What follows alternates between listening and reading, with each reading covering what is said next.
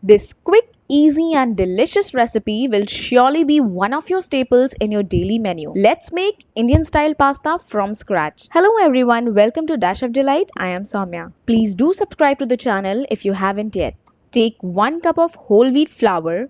If possible, please don't take refined flour or maida, as we all know it might taste a bit better, but of course it's not a healthy option at all. Add a pinch of salt and 1 teaspoon of oil and combine everything properly using your hands. Then add water in small quantities and knead the dough. When it comes together like this, cover it and let it rest for 15 to 20 minutes.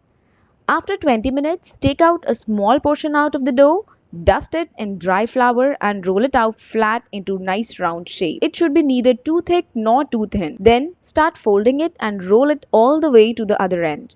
Apply some water at the edges and stick it nicely so that it doesn't open up while being cooked. So see, I have made all the rolls here. Now put some water to boil, and as soon as it reaches the boiling temperature, drop in all the rolls into the boiling water and let it boil for 5 to 6 minutes. Do not stir or disturb it for a couple of minutes, then give one stir in between. After 6 minutes, take it out on a plate. Now let it cool down completely. Then cut it into rolls like this. I am giving it a bit of slant cuts. You can do however you like. Now take some oil in a pan or a kadai and add a teaspoon of cumin seeds or jeera. Let it change the color and then add 1 onion finely chopped. Saute it a little, then add 1 teaspoon of grated garlic and 1 teaspoon of ginger. You can also use 1 heaped teaspoon of ginger garlic paste. Now chop 2 green chilies and add into it. Then finely chop 1 large sized tomato or 2 medium sized tomatoes and add into it. Add some salt and a cup of water. Also add half teaspoon of Kashmiri red chili powder for that nice and vibrant color and half teaspoon of garam masala. Mix it up and cover and cook everything for 5 minutes on lowest heat. Then after 5 minutes, the masala would be nicely cooked, so mix all the rolls we cut here